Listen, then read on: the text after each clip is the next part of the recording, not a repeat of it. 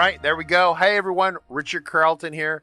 Welcome to another great day of FileMaker training at fmtraining.tv.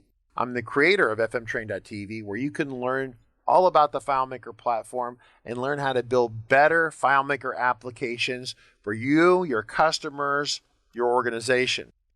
This broadcast is completely free to everyone and is being broadcast in high definition to Discord, YouTube, and to Twitch. This broadcast is being recorded, which is really great. Of course, we might clean up the recording a little bit, so if we make a malfunction during the live stream, then of course we reserve the right to clean that up on the recording later on. However, because it's a live broadcast, we encourage you to ask questions. In fact, some people get aggravated when there's this dialogue with you and we ask questions. We want questions. If you have a question, odds are other people have the question too. And so I want to thank everyone for logging in, Ken and TK and Dave One, Dave Learning, Ed, Elzo, Carol, Jake, Mike, all of you, welcome once again to another great broadcast. So if you go to fmtrain.tv, you can check out what we are doing. There's a live tab which shows you the free upcoming broadcasts. Today and tomorrow is kind of a cleanup operation for HOnza. It's been, frankly, kind of eye-opening and amazing. And then Monday, we got Monkey Spread, Webhooks Day 1. I'm definitely going to be there for that. And Day 2, more webhooks. And then this last weekend, my first, legit project doing, because I don't get to do a lot of coding anymore because I'm busy scheduling broadcasts and training and doing all this stuff. So I don't get the time to code too much. But I got to code and build an app that you could only do with FileMaker and the Monkey Bread plugin. It was pretty awesome. So I was very excited about that. And then I yelled at HOnza for a couple of the things in there that didn't make sense. And he said, well, maybe someday he'll fix them. But it was a successful application. In fact, Margaret used the application. Margaret, did you not use the application? I'm still using it. So how much time is it saving? If you had to go into Photoshop to do the work that I'm programming Monkey Bread to do, how many hours? The screenshots are now taking me about 4 days worth instead of weeks. I think it would take me weeks otherwise. What we did is we automated a screenshotting process to grab a screenshot out of a video, then put a layer of images over the screenshot, then re-image it, and then drop it into FileMaker. So you don't have to use Photoshop. You don't have to do this stuff. The process literally takes, on a per video basis, 15 seconds. To do it in Photoshop easily takes 3 or 4 minutes, 5 minutes per video. So you go from 15 seconds to, say, let's just be generous, say 2 minutes. So how many 15-second slices are in 60 seconds? 1, 2, 3, 4, 5, 6, 7, 8. So it's a 1-to-8 ratio of time savings, which equates to money savings. So the Monkey Bread plugin's already paid for itself in the first 30 minutes of the day, or hour of the day using it. And this is something that's going to take, we have like 600 videos that we have to process. So it's a big deal. So that's an endorsement for Monkey Bread. A reminder, if you want to support the channel, we greatly appreciate it. I'm not going to sit here and ask you for free money. It's like, would you go to my Patreon account and give me free money? Yeah. No, we don't do that. We actually say, go to our website, go to a bundle, buy one of our training bundles, and you will get super high value for the money you put in. We take that money to keep the bundles and the training going, and also to fund the live stream. So it all comes out of the same piggy bank. Very expensive, but we greatly appreciate it. So let's pivot to today. So today is HOnza, and I've got to say, so HOnza, you don't get to talk yet. Let me talk for a moment. So I got to say that HOnza has exceeded all my expectations on what this was going to be about. I thought it'd be good. I thought it'd be interesting. HOnza has rattled the doors and the windows of the FileMaker community, I think, with this. Partly because of some really great timing on his part, and partly because of some behavior by Claris. But what he's essentially done is, and I'm literally writing the letter right now to Claris asking for an official legal guidance on this. I think it'll be okay, but I want to hear from them on it. basically HOnza has re-enabled the creation of FileMaker Pro runtimes, essentially. What would be considered a pro runtime, but it's not. And so what he's using is he's building these iOS apps. So we're talking about the FileMaker iOS app SDK, FiAS. It's an acronym. Use it, FiAS, FiAS. Because iOS SDK is a generic term for anyone's, you could have a Airtable or a Salesforce iOS app SDK, right? So when you say iOS SDK, you need to specify which platform FileMaker. That makes it FiAS. So the iOS app SDK works on iPhones, works on iPads. You can put it on Apple TV, I think. I think it's also how you might even, never tried to do it on the watch. I don't know what you do with FileMaker on an Apple Watch. Hey, would you like to do a replace and relookup on your database on a watch? No, it's got room for one button for my one fat finger, right? So there's practical applications of where it goes. So anyway, but his app runs on the Mac. Now, he's probably got a little pitch to show you this, but it's better anytime the guy who's selling his service pitches it. It's like, he's a sales guy, and it's his money in his pocket. Listen, you buy HOnza's stuff. I would like you to buy it because he's a nice guy and it's good, but I want you to buy it not because he said to buy it. I want you to a non-biased opinion. So here is, I'm going to show you all this real quick. This is what happened. This happened on Monday, and it's still been cartwheeling ever since. So if I'm on my Mac right here, and I'm going to close that right now, I'm going to go over here to the app, not the Automator, that's some old thing, App Store. So this is the App Store. Now, everyone understands that there's an App Store for iPhones and iPads. They use one App Store. And then the Mac App Store is conceptually similar, but different because the apps that are here are ones that run on your Mac, okay? And so HOnza built an app, an iOS app SDK app. He built it with Go, and you combine it. That's what all this week is about, this training, right? And I don't know if Moki's here. Margaret, is Moki here? He is. Moki, this is for you, baby. So I'm just pretend I'm Moki. And Moki only shows up when the content's really good. When certain people talk, including HOnza, he shows up. It tells you how good this is. So HOnza from 2-4U makes a service that it has a service that's $200 a year, $199 a year, and it helps you simplify the process of building an iOS app and sending it to Apple for publication. Most time you'd make it available to your own company as an app for your company.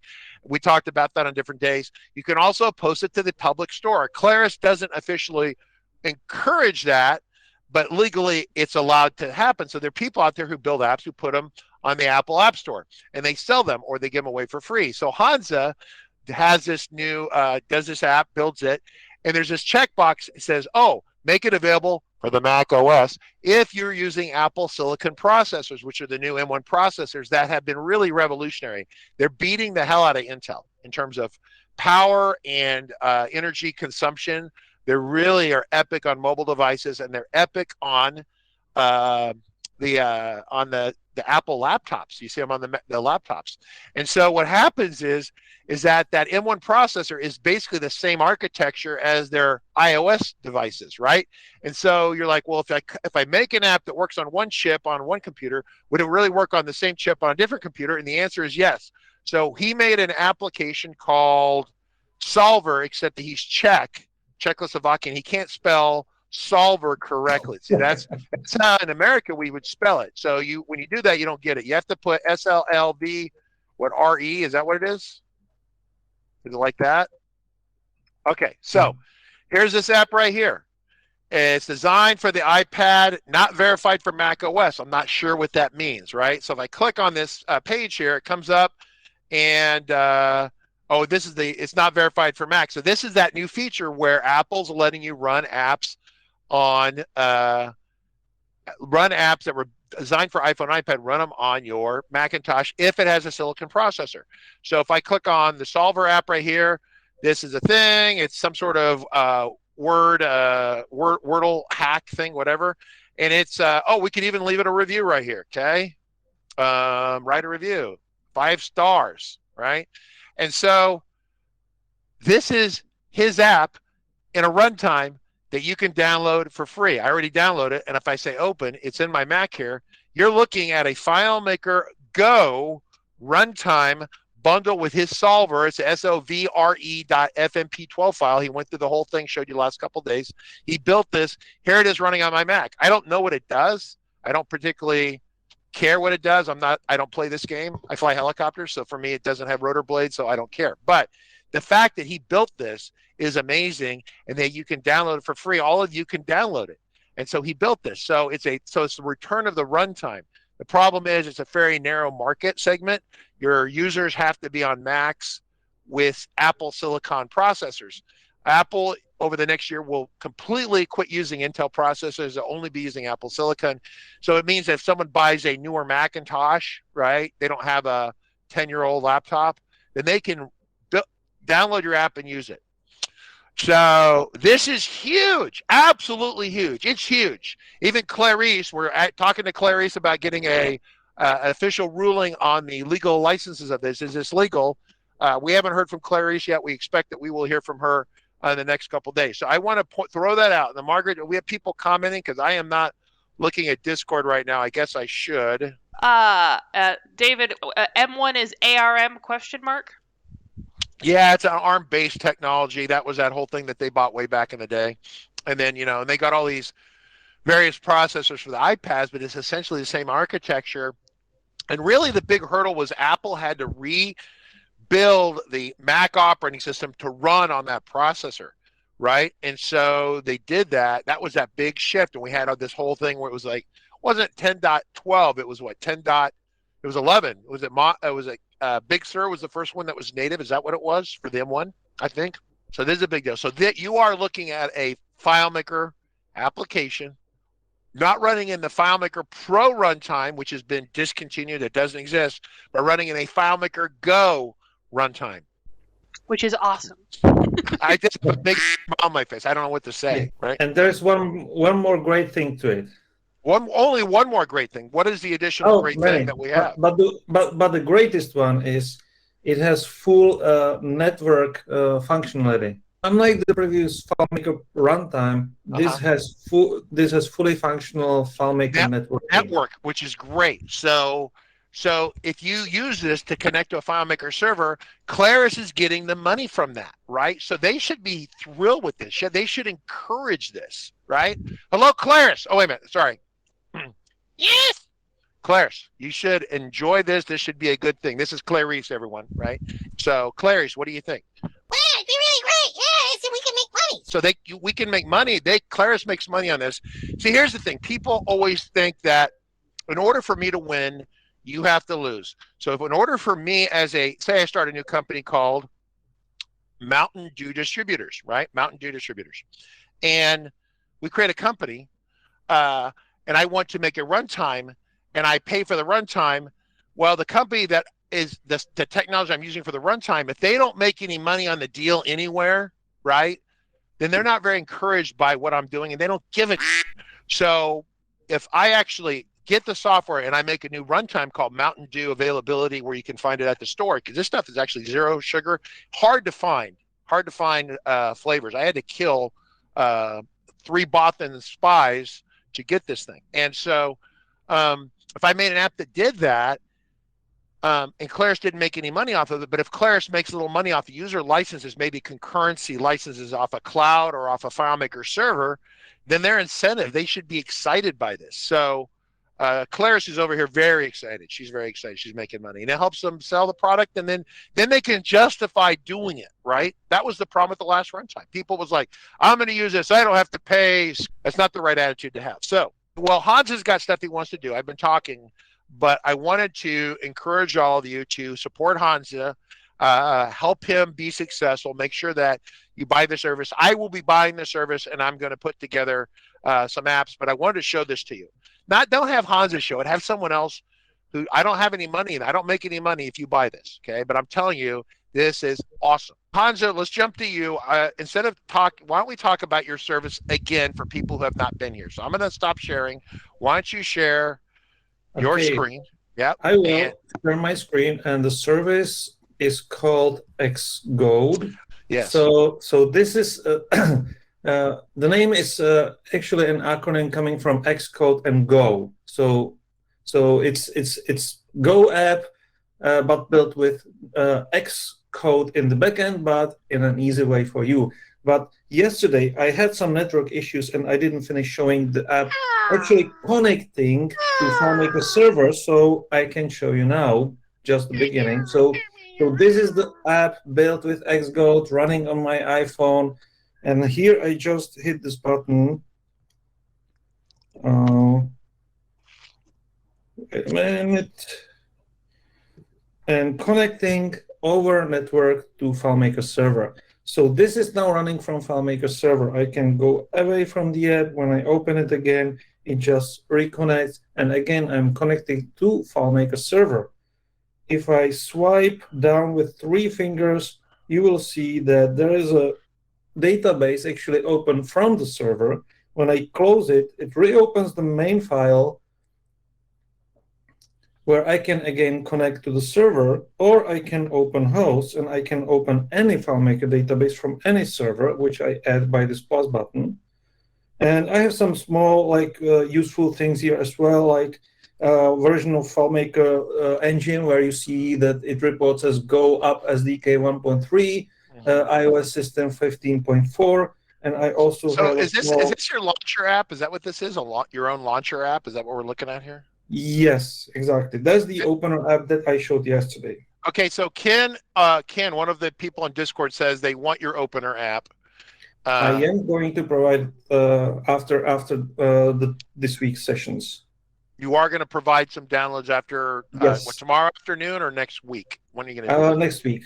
So next week I'm going to maybe tomorrow before the session I will have it ready. So I will share the links during. Yeah, that would be good. Because when you show videos and you don't give people sample files, then they start to think you're a lion, cheat, and weasel, and they shouldn't buy your product.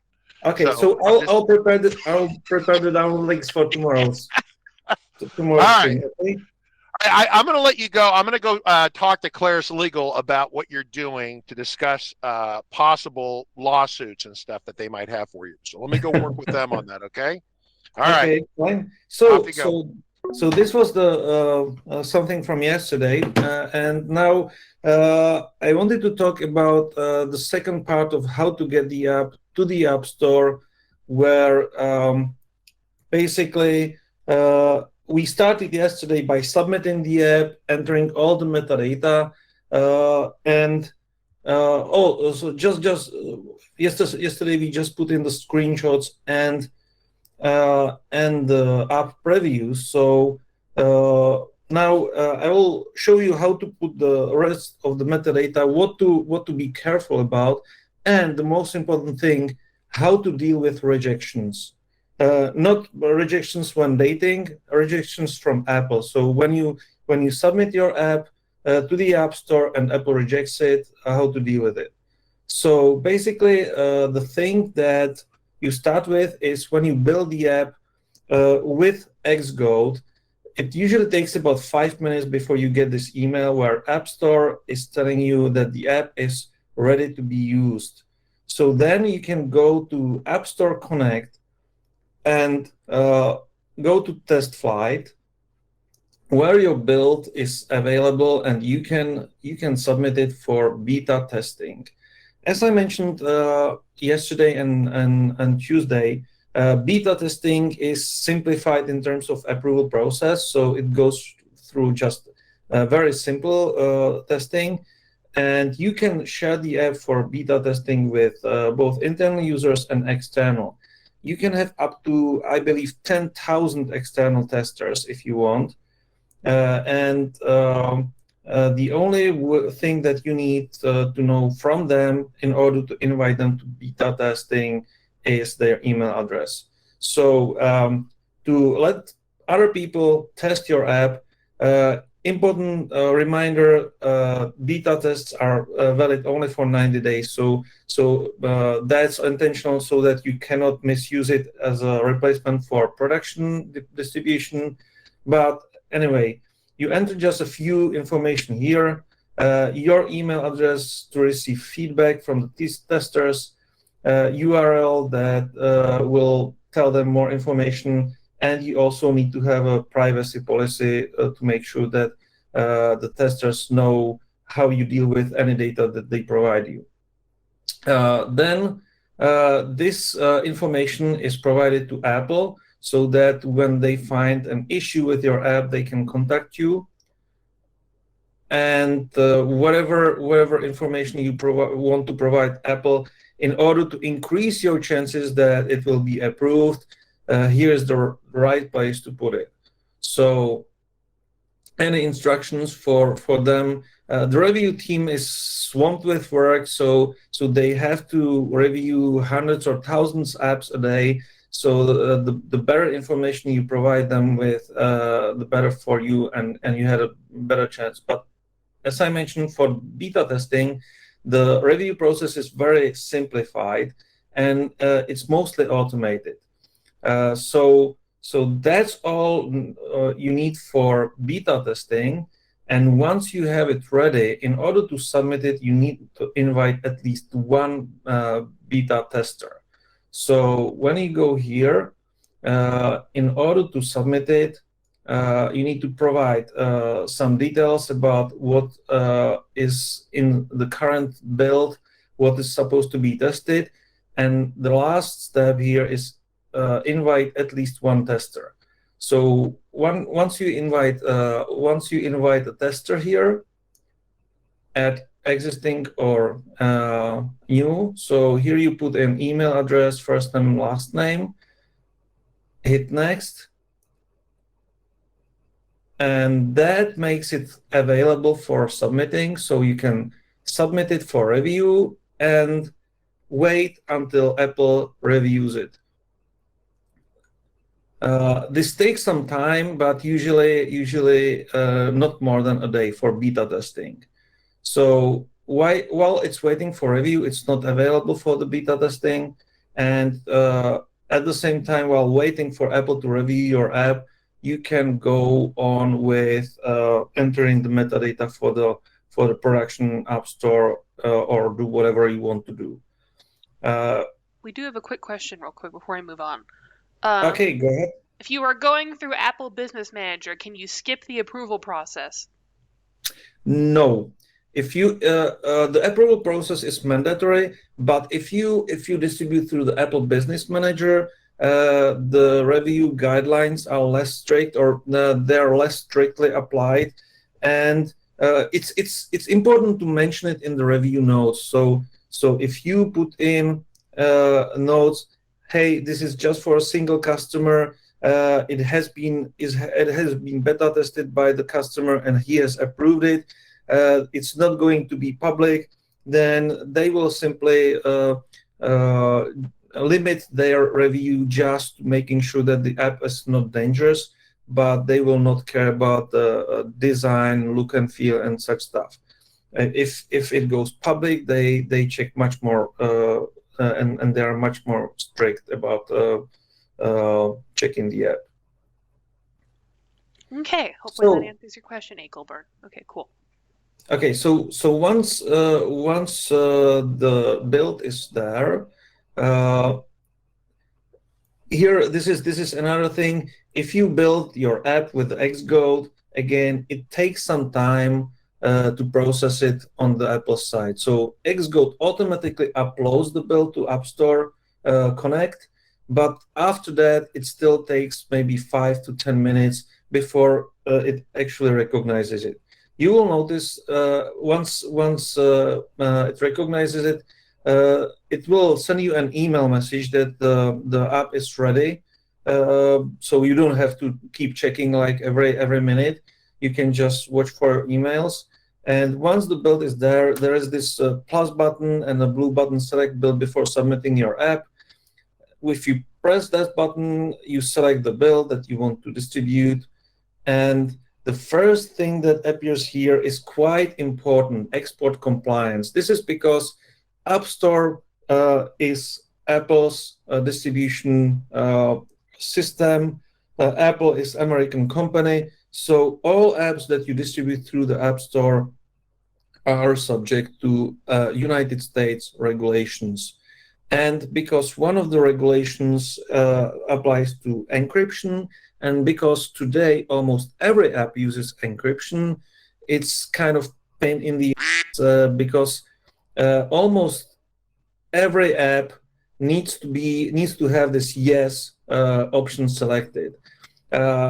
Particularly if you build your app with FileMaker, if it connects to FileMaker server, or if it uses insert from URL, or if you have a web viewer that opens a web page, and if you use HTTPS as a protocol for the web page or for the insert from URL, or if you send email from your app with SSL or TLS enabled, in all these cases, you have to select yes here, otherwise your app will be rejected.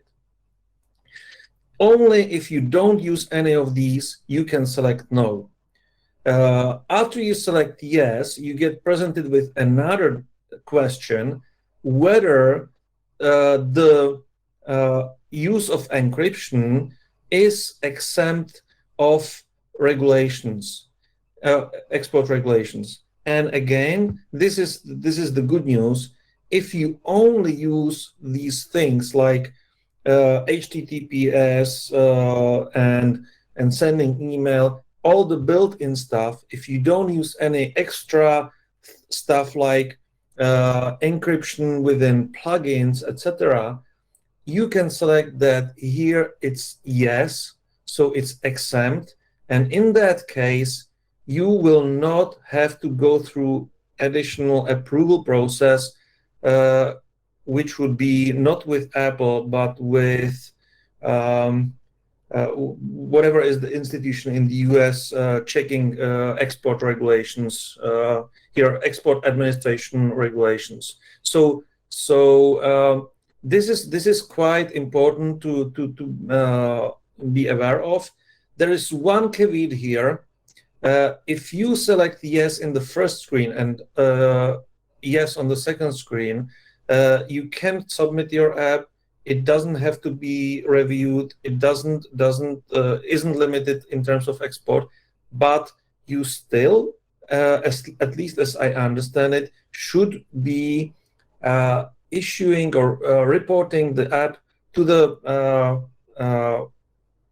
regulation institution, whatever it is, once a year. I personally think that no one is doing that, or almost no one. But especially if you are based in the US, it's probably good to check what this means. It should be just a matter of submitting a simple form online. So not a big deal once you learn how to do it for the first time. Maybe just like issuing the WBEN form or something. But it's important to know about it, because if you do use any kind of encryption, even though it's exempt the regulations, it's still subject to reporting, unfortunately. And it's not Apple's fault. It's the US government requirement. However, in this case, the app that I was submitting does not use any of these, so I went back to the first screen and selected no, and that makes my life much easier. So I don't have to issue any reports for this particular app. So that's about adding the build and making it ready for submission. And the next step then is to put in a lot of like text metadata, which is basically marketing stuff. Any questions so far? Yes, we've got two from Moki real quick. We can build scripts to charge for in-app purchases? Question mark. Well, with MBS you can. And then he's going to ask if you checked MBS plugin with XGold. Does remote notification work from the server? Yes, exactly. So MBS plugin does have support for in-app purchases, and you can add MBS plugin to your app through XGold. We have one customer who has done it, so yes, this works. Awesome. There you go. Yeah, Moki said nice. In that case, I think we're good.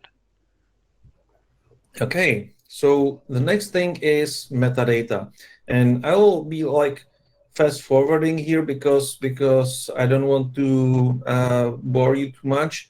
Basically, what you are trying to do here is describe your app in the best way to convince users to use it, especially if you are publishing the app in the public app store. So you enter all the description here, and now in the app information here in about the middle of the screen, you get to a few things that again are mandatory. One is the content rights. So basically, Apple requires you to either not use any copyright content or provide a proof that you have a license to use it.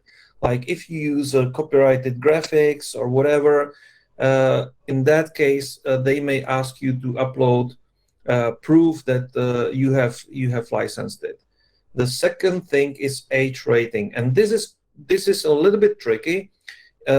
Basically, if you build an app like one of my first apps that I submitted to the App Store was a multiplying teaching app for my son.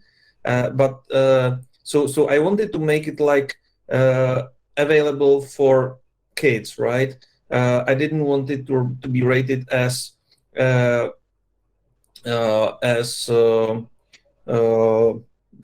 and more. So this is what I tried, and here I selected no, this app doesn't contain unrestricted web access, and this was my problem because in the app I have a screen with like about this app where I have like copyright 240 software, and if you tap that 240 software there, it just opens the 240 software website.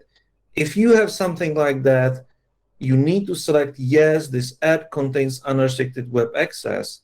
Otherwise, alternatively, if you want to select no this, and so that you get like a lower age rating for your app, you would have to provide a warning in the app for every link. So if there is a link that leads to a web, you would have to display a dialog. Hey, this is access to a website. You need to prove that you have your parents' permission to access that website, and you also need to provide some way to prove that this is like supervised by an adult, like math question or something like that, so that someone answering that question can prove that the kid using that app and wanting to access the web page is supervised by an adult.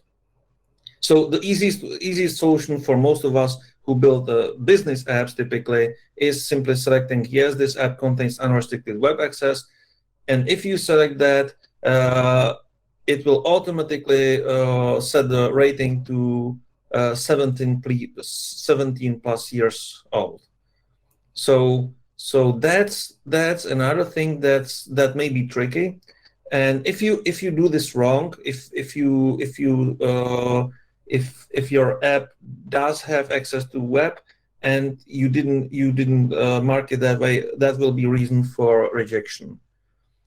The next thing here is pricing. Basically, you select you decide what the price will be and which countries your app will be available in. Mostly, it makes sense to just keep it available in all countries unless you have a reason not to. But again, this is a little bit tricky if your application contains some special technology that may be on the like embargoed list, in which case you would have to go to countries and select that it's not available in the countries where the technology is embargoed. So here you select countries where the app is available, and this is the magic checkbox which makes the app working on a Mac. Make this app available on Apple Silicon Mac. So even if you don't select it initially when creating the app, making this app available on Mac Silicon, that makes the FileMaker Go app run on M1 Mac. And now we go to app distribution methods, and that refers to what I was explaining on Monday. So here you have to choose whether it will be public or private. If you make it public, and if the app, if you want to charge money for the app, you have also the option to allow or disallow a reduced price for education. This gets the discount is calculated automatically, but and typically if you make an app and the app is not exclusively for education, then you may want to enable this, because that will spread the app to more users, and you will get more downloads. If you make the app private, then the next thing is you can select organizations which have access to the app. You don't have to select any initially. You can submit your app without selecting an organization, but then it will not be available to anyone, obviously. So if you're building an app that's for a customer or set of customers, basically tell them to sign up for the Apple Business Manager, or if it's an education institution, then Apple School Manager. In that Apple Business Manager or Apple School Manager, they will see their organization ID and provide that to you. And then you put the organization ID here along with the organization name, and that will make that app available for them through the Apple Business Manager or Apple School Manager.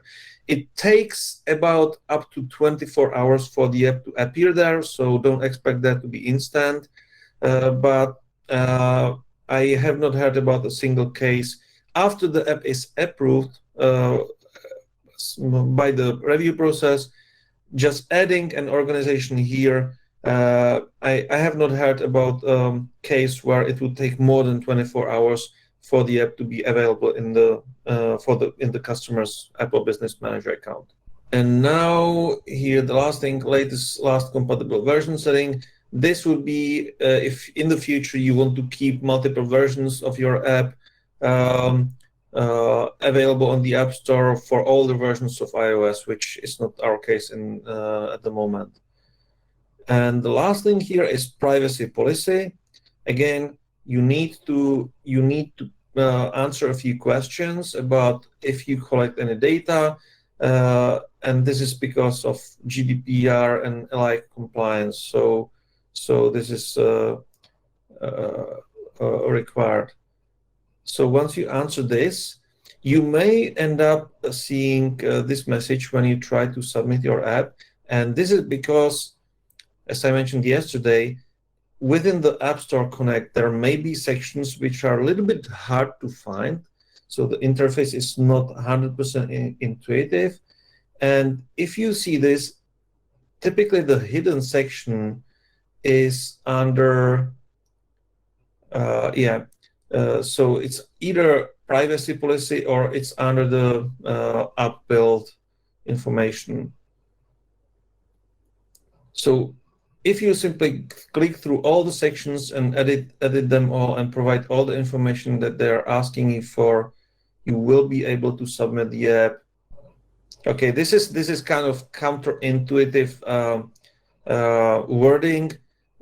If you answer those privacy policy questions, because they expect this to be updated more often than the app, they have a publish button, which is not about publishing the app. This is about publishing your response to the privacy questions. Don't ask me why this is named so. Just click publish and you're fine. And finally here, I can click add for review, so that, okay, still something missing. Screenshots uploads in progress. This is something that sometimes happens, that when you are adding screenshots, they get stuck, and the solution is you go to the screenshots, find those which are not fully uploaded, delete them, and re-upload them again. So this is what I have done.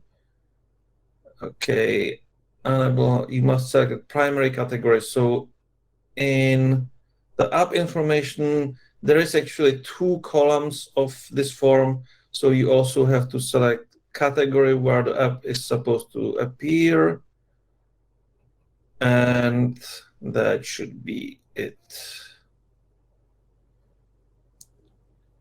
Okay. One feature that Apple added just recently, I think it was in fall, is that because there are companies submitting many apps, you can prepare multiple apps and submit them for review all at once. So instead of one-step process, which used to be before, where this button was named Submit for Review, now this button is named Add for Review, which adds the app to a list of apps that you want to submit for review. So you can have multiple items here. And then there is another button here, Submit to App Review, and that submits all the apps to the review process. And that's basically about about preparing the app for the review process. We do have a quick question before we move on to the next section. Okay, go ahead. Michael, I have a pub app, but before I deploy my app to the end user, I have to download individual drink and menu prices, often up to 500 items, using an Excel spreadsheet. Would this be of use to me? Okay, so it's some like drink recipe or something like that, up to items using an Excel spreadsheet.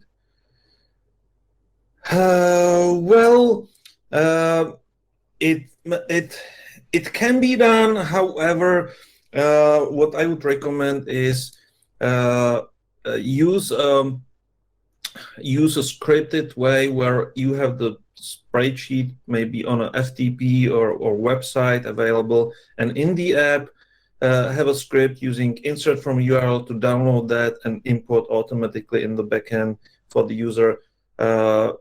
And you can definitely do that. One thing is, if you submit the app for the review, it's a good idea to have it pre-filled at least with some data, and have this download or import as an optional step, because both Apple review team and typical user wants to be able to download the app and start using it immediately, even with limited data.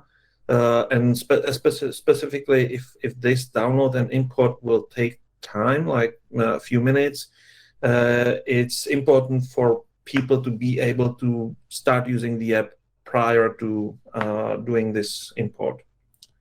Hopefully that answers the question. Michael Kerwin said cool, so I guess it did. Okay, great. So we have submitted the app to the App Store for review. The review typically takes a few days. This what I was showing was a recorded video of me submitting the app last Friday. So while this is happening, what may happen is that the test flight build for beta testing becomes available. So also there may be some technical issues which you don't have to worry about, and this is a good example because Apple keeps updating their APIs and libraries. Sometimes a warning like this comes to your email after you submit your app. Basically, if it just says you may wish to correct the following issues, it means that it's something that may be considered a requirement a year later, but for now it's just a warning. So this may be because I have used a little bit older versions of the FileMaker iOS App SDK, or it may be something that will require us to slightly update XGold in terms of what it does when preparing the app for the App Store. But you don't have to worry about these warnings. Just ignore them and go ahead with your app. The next message that typically appears is if the test flight build is ready for installation, you will get a message that the build has finished processing. and this the next thing, yeah, when the test-fight version is finished with the review, which typically takes just a few hours, you will get a message, and every tester that you invited for beta testing gets this message where there is a button view in test-fight. If you don't have test-fight installed, it will, I believe, take you to the App Store so that you can install test-fight. It's a free app available in the App Store provided by Apple. If you have it installed, you just click the button or tap the button on the device where you want to test the app, and you can install it. And this is exactly what we tried, I believe, on Monday, that I actually installed the app from test-fight even on my M1 Mac. So that's for beta testing. So if you open this app, this email on iPhone, this will basically open it in test-fight, where you accept that you want to beta test the app. There is an install button, just like in App Store. You can install it, and the app is ready for testing. So this is something that you can do in the meantime while waiting for Apple to review your app. And once the review is done, in most cases, in the first attempt of the review, the message that you receive from Apple, and if you have App Store Connect installed on your iPhone, you even get a nice push message on the phone that your app unfortunately has been rejected. So that's the moment where you need to go back to the App Store, read what problem they have with your app. They typically provide you with a list of references to app review guidelines with a short message telling you what's wrong. Like, you have included framing in video screen capture, or you have used something that you didn't want to use, you have violated copyright. Here in this case, in my first attempt in the video, because I wanted to show how the app is supposed to be used with Wordle, because it's a Wordle solver app. In the video, I also included switching to Wordle and back to my app, and that is not supposed to be there. You are supposed to show only your app in the video and nothing else. So that was the complaint that they had. The other one was that I was referencing or leveraging the trademark Wordle. So I had to modify the trademark, modify the metadata and the text that I entered in the App Store, and redo my app previews to not include the Wordle app in there. I uploaded all the updated metadata and submitted the app for the App Store again. Now, if the complaints that Apple has also require you to somehow modify your app, or if you, for any reason, decide to modify your app and create a new build, there is one glitch here. If you scroll down to the build, even though you have created another one, you won't see it here. You have to move your mouse over the existing build to see the red minus button on the right side. By clicking this button, it will remove that old build from the App Store, and it will let you select a new build. So this is something that actually, when this happened to me for the first time, I literally had to contact Apple support because I didn't know how to select the new build for review. So this is quite important to note here, that you have to move your mouse over the existing build to be able to remove it and select a new one. Once you have updated the build, all the metadata, you submit the app for the review, and in the end, you receive another message that the app has been rejected. And at some point, you may end up receiving a message that the app still needs fixing and you don't know what else to fix. And this was my case when my app was rejected for the third time. That happened, I believe, on Tuesday. So yeah, Tuesday evening. So I got this message from Apple saying, well, you are still leveraging Wordle. And in some cases, you don't have to modify the metadata. And it may be just the easier thing. Just ask for more information and provide more information. So here I replied simply, can you be more specific? My app is not replacing Wordle. My app is supposed to be used with Wordle, and the only references to Wordle are referential. So, and you can just read my appeal here. And what happened actually is that after I sent this as a reply to Apple, I got a message in a few hours. It actually took only less than 4 hours. I got a message that they thanked me for providing additional explanation and now approved my app. So I got another messages yesterday that the app has actually been approved for App Store and is now ready for sale. And because I scheduled the app not to be released before the midnight from Wednesday to Thursday, it was actually about 9 minutes after midnight when it appeared in the App Store. Any questions now? Yes, actually. Not about this specifically, but kind of in general from Moki. I downloaded the Solver app and I noticed that the FileMaker Go UI is still enabled. I did 3-finger swipe down and got the toolbar. Can XGold disable the FM Go UI so that users do not accidentally navigate out of the app? Yes, and that's very simple. If you go to FileMaker, there is a script step to disable toolbar and lock. I didn't use that in my app, but if you do, you will disable this three-finger swipe gesture.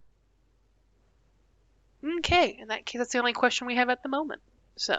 Okay, great. So we have a few minutes left for the most interesting stuff, and that's how you can update your app. So there are basically two ways. One difficult one through the App Store, where you submit a new version of the app, and you can have a question, how the hell I keep my data when updating the app? And the second one is even more interesting, how to bypass App Store and update your app without having to go through the review process again. So I have these two slides here to demonstrate what happens. So when you install your first version of the app on the phone, you basically have the app. Inside the app, you have your FileMaker files. When you first launch the app, those files get copied to the app's documents folder, which is read and write, so writable. When you have a new version of the app on the App Store and installing on the phone, it replaces the previous version, but nothing happens until you launch it. When you launch the new version, what happens depends on what you have selected in the settings of XGold, but if it decides to actually update the contents of the documents folder, this is what happens. It replaces every file that has the same name. It keeps all the files which are not included in the new app, and it adds any files which were not in the documents folder. So here I had the separation model with interface file being named interface.fmp12, and I intentionally use the version number as part of the name of the data file. So after launching the new version of the app, I end up having both data version 1.0 and data version 1.1 in the documents folder, along with the updater file. And as I mentioned, when this happens depends on the options. So So the default is every build version change. Basically, if you install a new version or a new build of the app, this happens when you run it for the first time. You can also select always, which means when you quit the app and reopen it, it will freshly install the files from the app and you lose all data. You can also select once, which means that there will be no updates and you will be only updating the database engine. Or you can select version change, which means that between builds there is no update happening. But build version change is most likely the option that you will be using with FileMaker apps. So what happens after this? And this is one of the ways how to do it, but in my opinion, one of the best ways. In the interface file, you basically check whether there is older version of the data file available, still present, and maybe the new version if it's empty. In that case, you tell the updater file, which is just exists just for this purpose, and the updater file will close the interface file. That's an important step. Because otherwise you cannot delete the old data file. By closing the and then it will use the external data sources pointing to the two data files and transfer the data to the new version and finally delete the old version of the data file. So that's how you can update your app while keeping the data through the App Store. If you want to update the app without the App Store, there is even a better way. But before I explain the better way, any questions about the updating from the App Store? Nope, not yet. Not yet. Okay, cool. Maybe because it's FileMaker stuff and everyone knows how FileMaker works.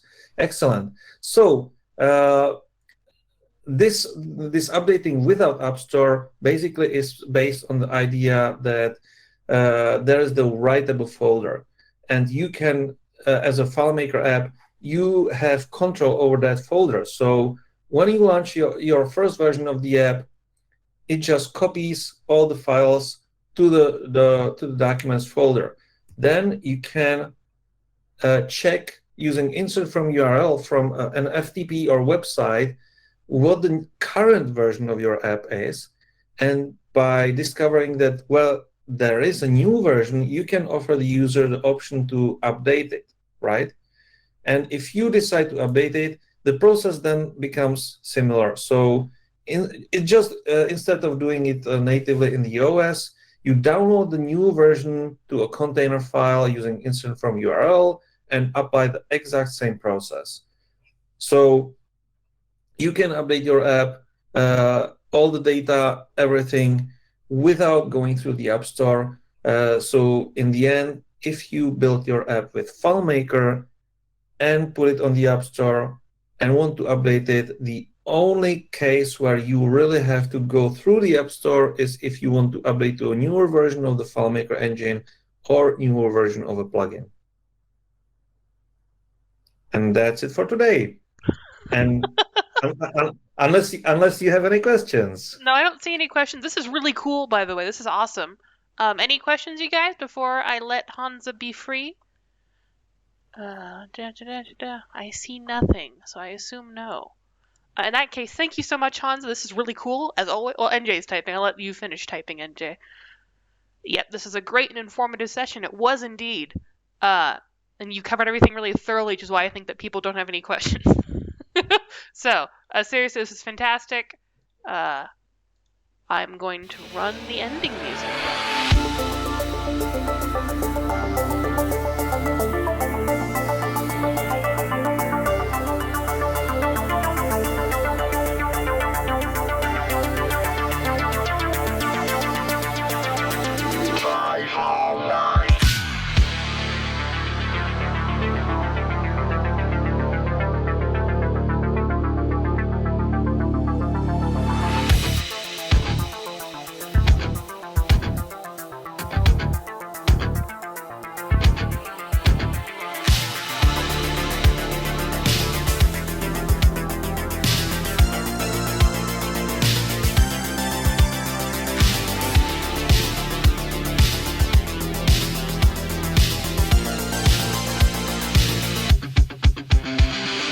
Got a report of an individual up here who may be a FileMaker license. Well, it's potentially expired. Look at the back of that car right there. Looks like the FileMaker license has expired. Sir, I need you to step out of the vehicle. Sir, step out of the vehicle. Sir!